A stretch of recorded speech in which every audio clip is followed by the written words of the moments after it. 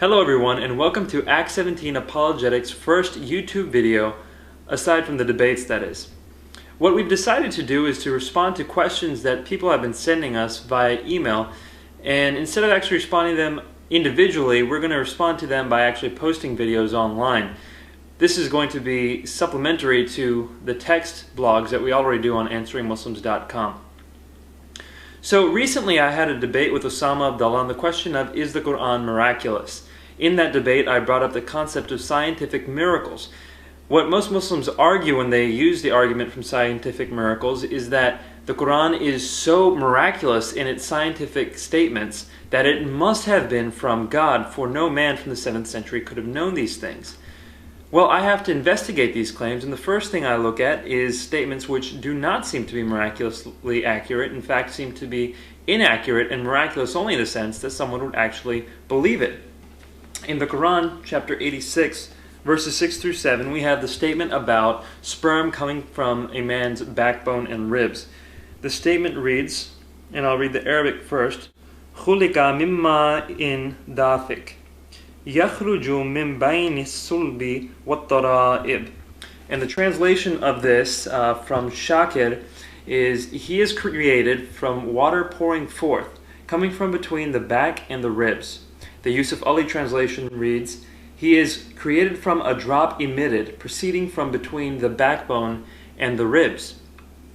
So the statement that we have here is that sperm or semen or whatever it is that is a fluid which gushes forth from the backbone and the ribs, that is what creates a human. My response is there's absolutely nothing that gushes forth from between the backbones and the ribs that creates the human. At least not in any direct sense. If you're going to have any sort of response to this which justifies these verses of the Quran, you have to do some crazy textual acrobatics in order to make it work, thereby ignoring the clear statement of the Quran. Now, one person in particular has been sending me many emails demanding responses to his textual acrobatics.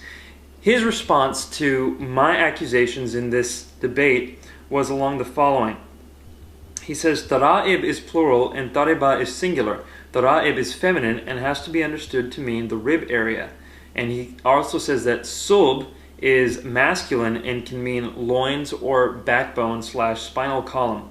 Since Sulb is masculine and Tara'ib is feminine, then what is actually being said is this, and I'm quoting from him, mankind is created from gushing water that proceeds from between a man's loins and a female's rib area. In other words, it takes two, a male and a female, to create a human being in the normal way, unless one is Prophet Jesus or Prophet Adam.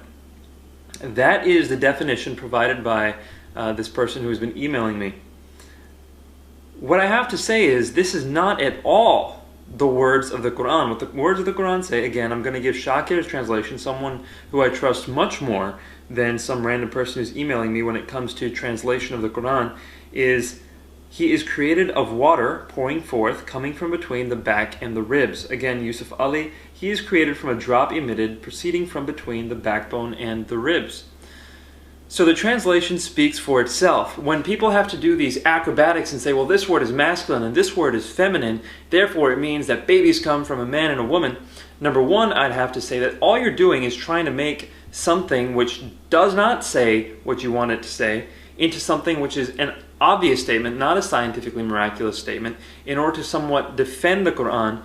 And this is not what any objective, non-biased person would do when approaching this verse.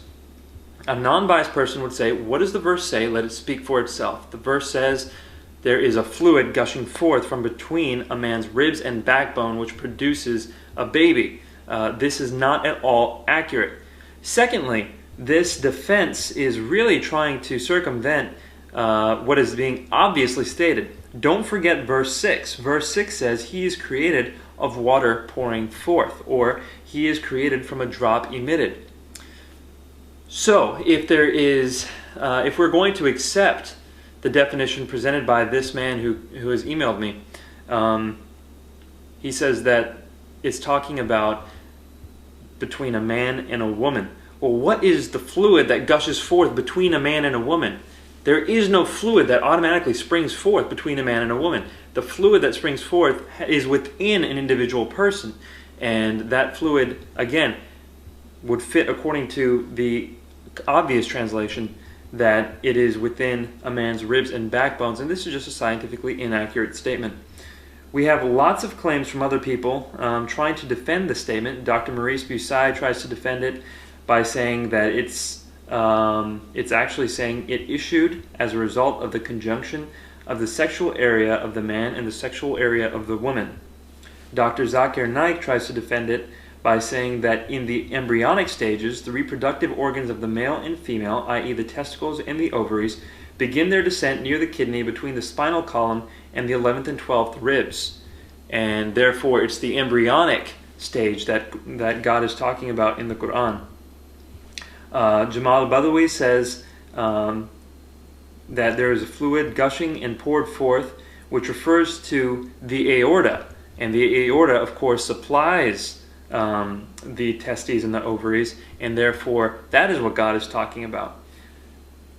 All these different attempts to defend what the Quran is saying really ignores the wording of the Quran. It tries to do some acrobatics in order to defend what the Quran is saying. I have to emphasize the fact that if you are going to do this with verses in the Quran, you could defend just about anything. You could defend, for example, the statement from an ancient Greek philosopher that everything is made out of water by saying, oh, well, hydrogen and oxygen are the main components of water, and since hydrogen is a proton and an electron, and everything is made out of protons and electrons, then this statement is correct. This is called acrobatics, or trying to defend something that really is not being stated. Eisegesis is another term for it, when you read something into the text that simply is not there. This is not something that we're supposed to do when we're reading a text. We're supposed to be honest. We're supposed to come forward and read what is actually being said and translate it appropriately. So, in summary, if the Quran is miraculous in its scientific statements, it needs to be miraculous in the scientific statements that are made very clearly, and not just in wild interpretations and fanciful reconstructions of the text. When the clear statements are read and they are assessed, they tend to be flawed over and over and over again. In this case, we've seen very clearly how we know they are flawed with sperm or semen coming forth from between the backbones and the ribs. We'll see in future installments that there are other verses of the Quran, when interpreted at face value, say things that are extremely scientifically inaccurate. Thank you very much for listening to this first YouTube video from Acts 17 Apologetics. God bless you all.